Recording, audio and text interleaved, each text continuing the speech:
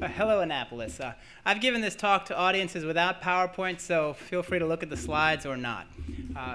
So we all know that we use the internet more and more every single day, and it's not changing. It's going to be a greater part of our life. We use it for homework.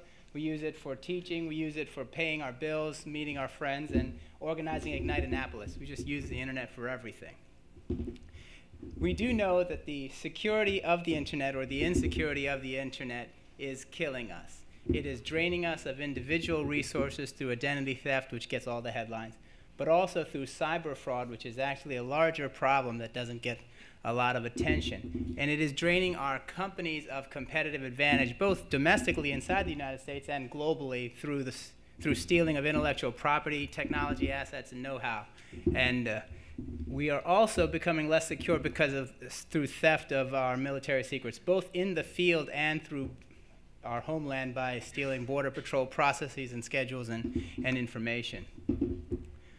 So we in the security field, and I'm in the security field, do actually know a metric through which we can secure a company. I'll quickly go through the steps. First step is you have to know the enemy, both the actor that does the hacking and the sponsors, because different sponsors from the mafia through terrorism actually have different goals, and they do different things on your network. For example, industrial espionage-backed hackers will actually break into your network and secure it while you are working on a project so no third company can steal your ideas. And then when you're done, just before you're about to launch the next version of Microsoft's operating system, they take the identity, they take the information. So knowing who they are tells you step two a little bit about how and exactly what do they do. There are way too many avenues of attacking a network that we can go on. Some of my favorite are the passing your email passwords through clear text. Of course, if you follow your method, that would be okay. But once you identify that large list of potential threats, you design defenses against them. And it's good to know that defenses at every single level of a network in terms of best operating practices do exist, and we know exactly what they are, and we still can't get companies to implement them, in part because they are expensive. Regardless, though, even if you did follow the advice of security professionals and implemented all the best practices, as long as your network collaborates with partners or clients or customers, or you share information with anybody, they have to have all the same security measures that you do. Otherwise, it's going to be ineffective. If your partners are caught with their pants down, yours are too. And you can work through our international law groups or your regulatory bodies to get laws passed to mandate certain levels of security, but you know that takes a lot of time. The next step, and I'm going to speed up because I'm trailing my slides quite a lot. The next step is once you have your network secured the way you want to, you actually have to go on the offense and look for hackers on your network and catch them red-handed. Once you do that, call in the lawyers, both the domestic and international police, because hackers are going to be all over the world. They're not going to be next door. And do it. We'll see that as soon as you do all of that and you're ready to attack them, technology change, people change, and so all of your measures may be ineffective. You go back to spending money on reinventing security practices and redeploying them with teams that may or may not be able to do it.